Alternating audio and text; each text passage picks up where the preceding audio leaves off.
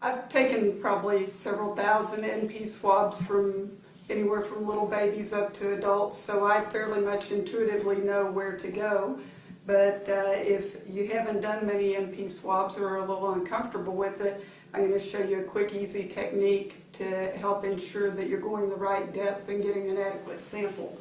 What you would do is take this little disposable ruler supplied by COPAN.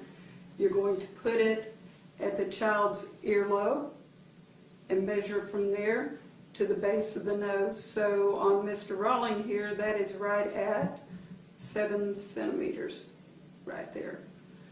And we will take that, open our swab package. Bob the Builder. Yeah, you see Bob the Builder over there. You're going to then take the swab, lay it at the 7 centimeter mark, and mark it at 3.5. So half the distance, in this case 3.5. So you can see with our last patient, we went all the way up to the base to where this widening is on the NP swab. In this case, we're going about 1.5 centimeters less because of the smaller size of the head.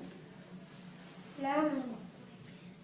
So in having the parent or guardian hold the child for this procedure, it's very important. The age of the kid matters a lot because the babies are very easy to hold. As they get a little bigger, they certainly start to wiggle more, and as they get a little bigger than Rawling, they start to kick.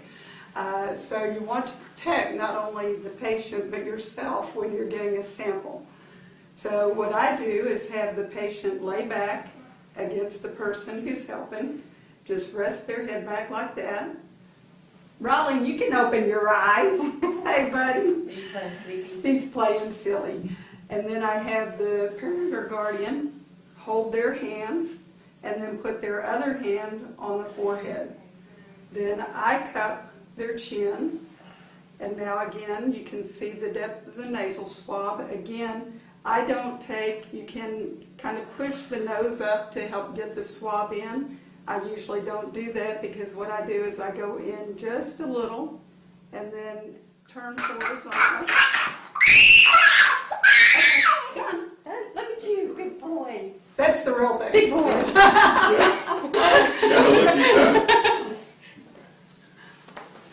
Okay, you can see he got upset for about 2 seconds. As soon as we got our nice sample, you can see there is some great mucus on that swab.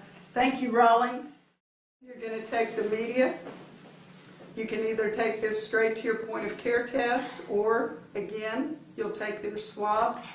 I often mix it just a little before I break it off. And again, this red-pink line is where you're going to snap it. Goes right to the top, snaps off, and then you recap. You're ready to send it off for testing.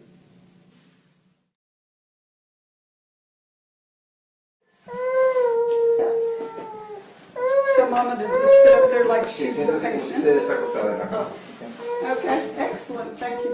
What's the baby's name? ¿Cómo se llama bebé? Maite. Maite. Okay, so Como just si all está the way viendo up hacia here. atrás. Okay, ¿Así? okay, ¿Acá? perfect, yes. Perfecto. Okay, this is little Maite. She is 10 months old and she's here today with fever of 104 and having some flu-like symptoms. We're going to get a quick NP swab on her so that we can test her for flu during her visit today. Sometimes with the younger babies, we have to have a little extra holding help.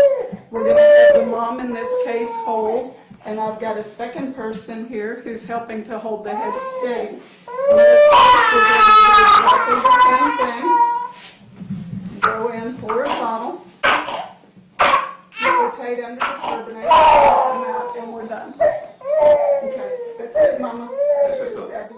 Sometimes, as in the case with this last little infant, when they're fairly mobile, which the young toddler age is, you will get a little bit of blood on the swab just from the friability of the nasal mucosa. If you see a little bit of streaky blood like this, it's not a problem. It's not causing a major nosebleed. You just tell the parent, that this is fairly common and happens frequently with just a little bit of movement of the child. No problem. There's nothing really to even take care of after the procedure. You won't even see bleeding from the nares. This is my friend Yadira. Can you give me 5? All right, give me a high five. She is 6 years old. She's here today because you have fever and some coughing and you just don't feel good, right? Okay. Well, we're going to get a little quick swab from Yadira. We're going to test you for flu, okay? And she's going to let us show you guys how to do this the best. Okay, we've got our little measuring stick here, right, Yadira?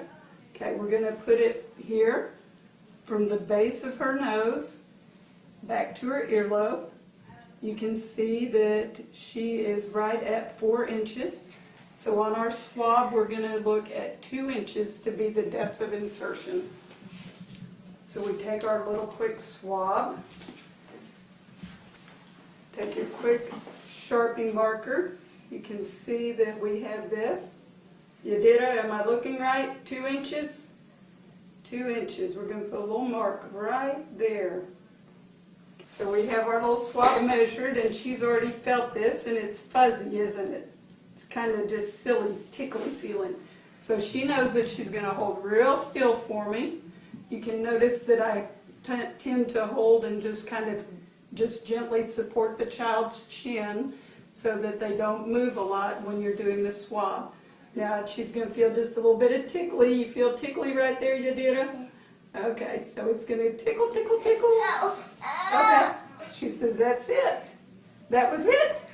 All done. Can you give me 5 now?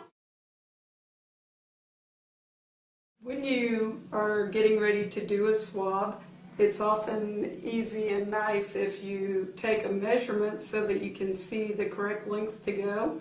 What you would do is use a disposable ruler, which is provided by COPAN, to measure from the base of the nose to the earlobe. In this case, you can see this young man has approximately 4 inches.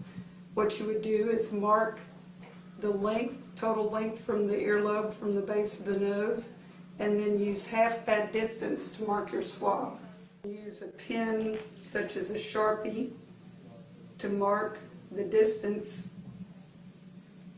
which you're going to use on inserting the swab. And then you have the exact distance to use. We now have our marked swab with our mark right here. That's the length of insertion for the NP swab that we're using on this young man based on his measurements. You gently go in. Notice that we're staying horizontal to the base of his nose. He says this is tickling because I see him laughing. And you can see that it's gently going in. It tickles a little bit, doesn't it, Edgar? Okay. Okay, this is Stephen, and he's not feeling too well today. We're going to get a nasopharyngeal swab sample and test him for flu. Now, as you've noticed, when we do NP swabs, we need to measure from the earlobe to the skin at the base of the nose. In this case, that's just under 4 inches.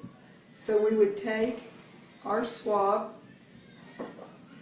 and go about half of that distance. So we're only going to go in a little less than 2 inches on Stephen. Now you can take a marker such as a Sharpie and mark the depth of insertion on your swab so that you know exactly how far to go. Okay, now Stephen, this is going to feel a little funny going into your nose. It helps if you take the child's head and kind of tilt it back at a little bit of an angle. It helps you get the right horizontal line. You can see that the swab goes in just over the skin of the nose, and then as it goes in slowly, you can see that we're going just to the depth of insertion. And then you rotate it back and forth a couple of times and pull it out and have a nice mucousy sample. Stephen, I'm sorry you feel so poorly, but this will help us tell what's wrong with you, okay? After you take this swab out, you can use it at the point of care, or you can put it into a tube of universal transport media. Take it, mix it just a little bit. You can see this nice red line, which is your break point. You put it in the tube and snap it right off, recap it, and it's ready to go off to the lab.